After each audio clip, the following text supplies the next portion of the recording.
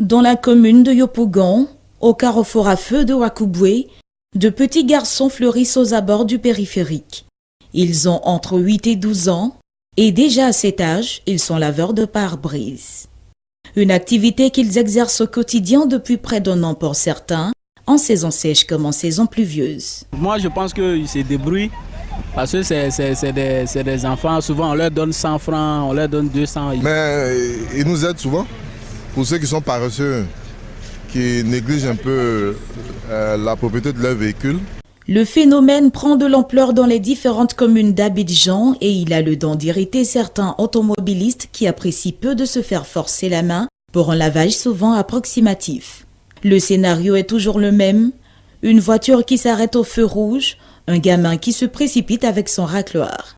Ces enfants, pour la plupart déscolarisés, viennent pour se faire un peu d'argent de poche et de quoi à nourrir la famille. On peut venir matin, on va finir à midi et on rentre à la maison. Mais il y a les gens qui pour eux, nous disent qu'on va quitter là, que c'est bon. On s'en va sur notre voiture et on est sûr. On peut gagner 100 francs, 200, mais à la fin de la journée, c'est 3 000, 1000 francs, 2000 par jour.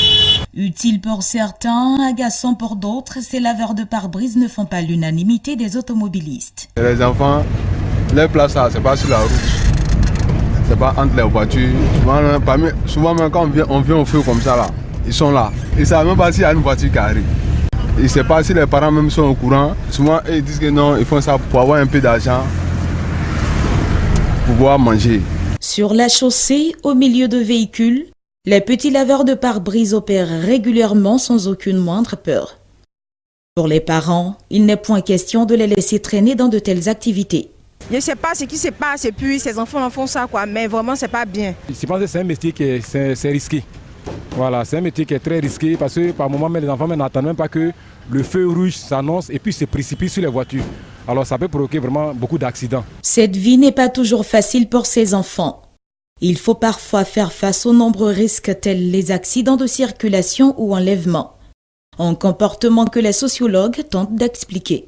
Le phénomène donc des petits laveurs de pare-brise pourrait s'inscrire dans la grande problématique de la pauvreté et singulièrement des stratégies de survie du pauvre.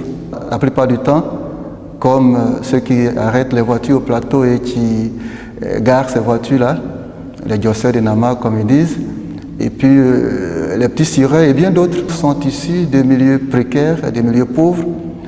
Ils sont issus des parents qui eux-mêmes tirent le diable par la queue, qui triment, qui vivent d'expédients en faisant ces petits métiers-là. Donc ils espèrent avoir quelque chose, tirer quelque chose pour ceux qui lavent les voitures, la générosité donc de ceux-là, des chauffeurs, des automobilistes, qui pour manger, qui pour aider la famille, et singulièrement la débrouillardise alimentaire, des bricoles, des bricolages aussi.